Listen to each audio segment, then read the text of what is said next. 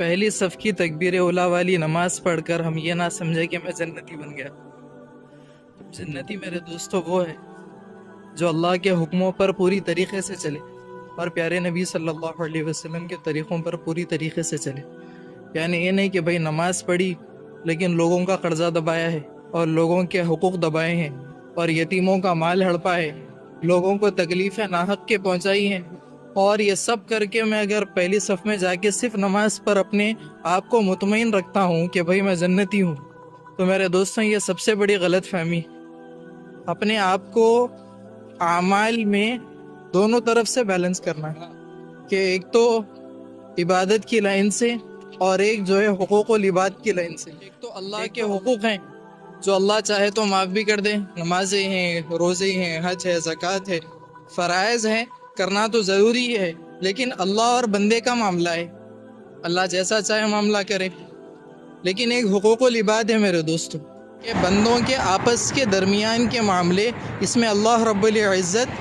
فرماتے ہیں کہ یہ بندے کا معاملہ ہے تو اس کو بندے سے پورا کرنا پڑے گا۔ جیسے چوری کر دی اور اللہ کے سامنے توبہ کر رہے ہیں کہ بھئی اللہ میرے کو معاف کر دیجئے، میں نے چوری کی۔ نہیں، یہ چوری جب تک معاف نہیں ہوگی جب تک وہ بندے سے جو چورایا ہوا مال ہے اس کو واپس نہ کر دے، جب تک اللہ بھی معاف نہیں کریں گے۔ یہ اللہ کا بنایا ہوا نظام ہے میرے دوست۔ تو اس لیے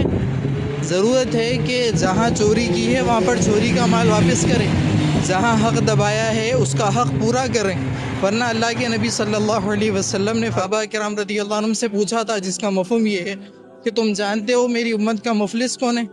تو صحابہ نے فرمایا جس کا مفہوم یہ ہے کہ یا رسول اللہ جو غریب ہے، جس کے پاس دینار و درہم نہیں ہے وہ مفلس ہے، غریب ہے۔ فرمایا کہ نہیں، میری امت کا مفلس وہ ہے جو قیامت کے دن ڈھیر سارے اعمال لے کر آئے گا، نمازیں ہوں گی، زکوٰۃ ہوں گی، روزے ہوں گے، لیکن فرمایا کہ کسی کا حق دبا کر کے آیا ہوگا، قرضے دبا کر، کسی کو گالیاں دے کر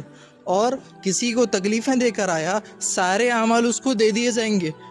اور جو اعمال بچیں گے وہ اعمال ختم ہوں گے تو گناہ اٹھا کر اس کے سر پر ڈال دیے جائیں گے لوگوں کے، اور اس کو گھسیٹتا ہوا جہنم میں پھینک دیا جائے۔